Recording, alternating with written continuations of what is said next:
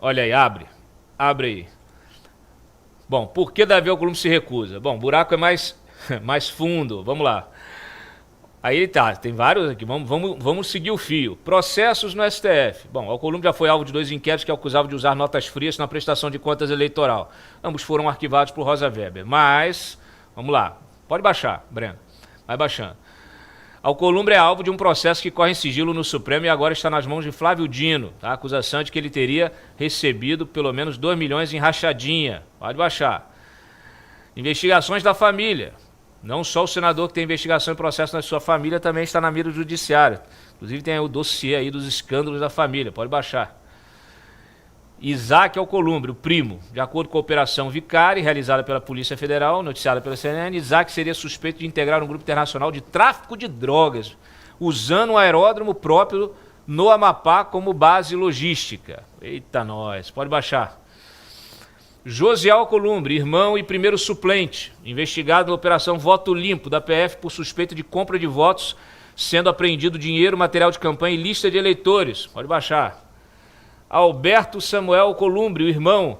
Em 22, Alberto teve 500 mil em espécie apreendido do carro de seu motorista. Conforme apurado ali pela imprensa, Alberto alegou tratar-se de honorários advocatícios, mas sem comprovação de origem. Salomão Alcolumbre, primo, e Pierre Alcolumbre, tio. A Exame fez aqui uma apuração que ele foi multado aí em 1 milhão pelo IBAMA, tá? Entre as autuações tem aqui 550 mil por impedir a regeneração vegetal, penalidades à agroalegria, que pertence a Pierre, é uma alegria mesmo. Em 19, Davi assinou o decreto que facilitou a regularização de terras griladas. Pode baixar. As emendas, não é segredo para ninguém que Alcolumbre talvez seja o maior articulador das emendas do Senado. Alcolumbre teve 20% dos recursos do Senado, orçamento secreto. Alcolumbre foi o sexto que mais recebeu emendas em 24. O governo paga quase meio bi em emendas em um dia, Alcolumbre com 20 milhões. Alcolumbre lidera as emendas pagas após derrota do governo IOF. A chave é para onde vão as emendas de Alcolumbre. Codevasf. Em dezembro de 20, nos últimos dias como presidente do Senado, Davi destinou 71 milhões do orçamento à Codevasf, do orçamento secreto. Destes, 54 milhões foram usados para contratar a construtora Ingeforte para obras de pavimentação. O relatório da CGU apontou 24 irregularidades nos contratos, como uso de material inferior, pagamento sem comprovação, superdimensionamento de insumos e manipulação de planilhas, com prejuízo estimado em 1,9 milhão. Também foram identificadas falhas graves na gestão da Codevasf, sob o comando de Hilton Cardoso, indicado por Alcolumbre. TCU apontou a Ingeforte como parte de um cartel que fraudava licitações da Codevasf, levando ao fim de contrato cerca de 200 milhões. Tá? ONG e Norte. A CGU identificou um conjunto de irregularidades em projetos realizados no Amapá pela ONG e Norte, beneficiada com 3 milhões em emendas do senador Davi Alcolumbre, pode baixar, e do Randolph. Saúde Link, MPF investiga o suposto... Eu cansei. Essa capivara, Guilherme, tá longa demais, vou pedir pro pessoal ir lá no teu Twitter, lá no teu X, e te acompanhar, ou você complementa aí, sintetiza, dá para resumir? Eu vou pedir pro Grok resumir. É difícil mesmo, Cláudio. Bom dia para você, bom dia, Carol, todos os nossos telespectadores aí, todo mundo que está no estúdio. De fato, aqui em Curitiba a gente é conhecido pelas capivaras, Cláudio. São muitas capivaras, tem capivaras grandes, capivaras pequenas, mas essa capivara do Alcolumbre eu nunca vi. É uma variedade de tamanho, de tipo, de familiares, envolve tudo. Desde, supostamente, fraude eleitoral, rachadinha, familiar com problema em terra agrícola, familiar com dinheiro apreendido, familiar no tráfico de drogas, emenda para não sei o quê, emenda... É tão longa, é uma variedade tão longa. Eu acho que o Lula tem ali o caso do triplex, do sítio, tem seus problemas, mas é menos numérico, né? Em termos numéricos são menos problemas. Então a gente fica com essa impressão, e foi por isso que eu fiz essa investigação e postei essa thread, todo mundo pensa, o Alcolumbre não vai pautar o impeachment porque ele tem rabo preso com o STF. Mas tá bom, qual é o rabo preso? A gente fica com essa concepção na cabeça e ninguém sabe dizer exatamente o motivo. Falei, bom, vou levantar esse capivara, vou ir atrás do motivo e vou listar os motivos. E não acabava o motivo, sinceramente. Eu foi indo, e meu Deus do céu, isso aqui, o negócio vai longe. Então é esse cara que é o presidente do Senado hoje. E aí não surpreende em nada quando ele fala que até com 81 assinaturas ele não vai pautar o impeachment do Alexandre de Moraes. Claro, olha o tamanho da ficha do cara. Qual que é a única alternativa? Eu entendo, foi completamente honesta teu cansaço, Cláudio, quando você estava lendo aí a thread, porque é de fato muito longa, mas no final aponta o seguinte: tem uma peça-chave aí nesse quebra-cabeça do Davi Alcolumbre que se chama Flávio Dino. Tanto o seu processo por suposta rachadinha, fazendo aqui a minha proteção jurídica, né, por suposta rachadinha, está sob sigilo nas mãos do Flávio Dino. Assim também, as emendas do Senado que foram bloqueadas estão sendo relatadas pelo Flávio Dino no Supremo Tribunal Federal. Flávio Dino esse, que é um aliado histórico de Lula, a gente não precisa nem falar, era ministro da Justiça, já se declarou um comunista, falou que a Polícia Federal estava a serviço do Lula e foi um dos poucos ministros, além, claro, do Barroso, que é presidente do STF, foi um dos poucos ministros a sair publicamente para defender o Alexandre de Moraes depois da aplicação da Lei Magnitsky. Então está muito claro, o Alcolumbre não vai pautar o impeachment do Moraes porque ele tem medo da canetada lá no STF, do Flávio Dino, de falar, você vai pautar? Então tá bom, aqui ó, decretar a prisão preventiva no caso da rachadinha e acabou. Ele não quer correr o menor risco disso. Ele sabe disso, os ministros lembram ele disso, não tem a menor dúvida. E aí ele se recusa a pautar.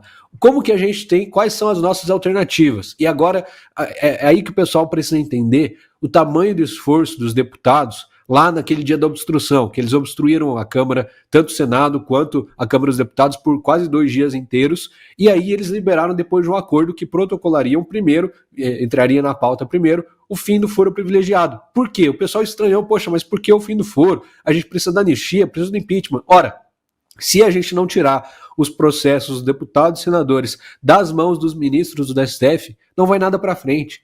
Eles têm medo, eles têm rabo preso, eles têm coisa pendente que os ministros de propósito deixam lá no STF, na gaveta, só esperando um momento de crise, um momento de tensão. É um tribunal político. E por isso eles deixam tudo lá, guardadinho, esperando para quando chegar essas horas, eles têm como colocar esses deputados e senadores ali na malha fina e levar eles e falar, opa, vou canetar aqui, já que você está indo contra o STF. A gente sabe muito bem disso. Então, a gente precisa aprovar o fim do foro privilegiado. E a maioria dos deputados do Centrão, obviamente, se colocaram a favor desse projeto. Não é à toa. Só que tem armadilhas aí. Não pode vir um projeto cheio de jabutis, um projeto da impunidade. Tem que restabelecer a prisão em segunda instância. Não pode dar impunidade para essa galera. Tem que investigar em primeira instância, sim, seria o ideal, seria melhor. Foi assim que a Lava Jato cresceu e se desenvolveu, mas precisa ser aprovado para que a gente dê continuidade aí nos processos. Eu acho engraçado porque tem a parte da imprensa que está dizendo o seguinte, que agora acabar com o foro é sinônimo de impunidade. Chega a ser um assinte, né, a nossa inteligência. O que a gente está vendo é justamente a impunidade, por conveniência, né? Porque se você mantém um processo na gaveta por interesse político para poder fazer a condução da pauta do jeito que você quer, através, né, Supremo com o Davi na mão ou com o Hugo Mota na mão, aí isso aí não tem nada de legal nem de moral, né? Muito pelo contrário. Você estava falando aí tem rachadinha aqui. Eu estava olhando, inclusive, algumas matérias aqui que a gente separou. Eu não vou passar não, porque eu quero ouvir aqui a Júlia Lucy, mas é isso, olha. Agora mesmo, em julho, suplente do Davi Alcolumbre entre os envolvidos no suposto esquema de desvio de recursos federais em obra no Amapá, considerada a obra mais antiga do Brasil. Essa vale a pena? Coloca aí. Essa vale a pena. É o link 3, antes de passar, Brenda. E aí, ó, teve outra aqui também. Chefe de gabinete de Alcolumbre deve depor sobre esquema de fraudes em licitações. É tudo isso. Esse é o nível da brincadeira. Coloca. Olha aí, ó. Abre aí, por favor. Deixa eu ver que obra é essa. Será que é a nossa obra? Vamos lá. O empresário Breno suplente, ó. O empresário Breno Chaves Pinto, suplente. Segundo suplente do presidente, o primeiro é o irmão. É um dos alvos da operação RUT 156 da Polícia Federal em conjunto com a CGU. Operação deflagrada nesta terça investiga suposto desvio de recursos federais para manutenção e recuperação da BR-156. Aliás, a BR-156 é justamente aquela que deveria fazer o contato ali. Ela rasga o Amapá inteiro, deveria desembocar na ponte sobre o rio Amapá, a ponte que nunca será concluída pelo visto, enquanto o Davi Alcolumbre seguir com esse poder, seguir com o mandato concedido pelo eleitor do Amapá. Mas está aqui, ó, ele é dono da empresa LB Construções, apontada como favorecida no esquema. Então está aqui, ó. Alcolumbre não é alvo da operação, nem investigado, mas em nota informou não possui qualquer... E ele disse que não tem qualquer relação com as empresas citadas, tá? Nem com a atuação empresarial do seu segundo suplente. Ele deve ter caído ali, o suplente deve ter entrado na chapa dele sem ele, de bobear, ele nem conhece o suplente, viu, Guilherme? Pode voltar aqui, que eu quero abrir para a Júlia. Júlia, quiser aproveitar também o nosso vereador aí, você fica à vontade. Guilherme, boa tarde. Nós somos colegas em outro lugar. Você é sempre muito brilhante, apesar de novinho, né? Um primor, é um prodígio. É uma alegria ver uma pessoa jovem e tão capacitada como você. Guilherme, você fez aí um levantamento bastante aprofundado, né? Das diversas relações que podem trazer trazem, de fato, limitação para o senador Davi Alcolumbre. Se fosse até possível dividir a tela com ele, porque, na realidade, eu queria fazer uma pergunta muito clara aqui. Você é vereador, você é político, né? Então, quem é político sabe que tudo é política. E a percepção que eu tenho é que, independente do quão estreita esteja a teia, né, em que hoje o senador Davi Alcolumbre esteja presente, não vou dizer preso, mas esteja presente, prefiro usar esse termo.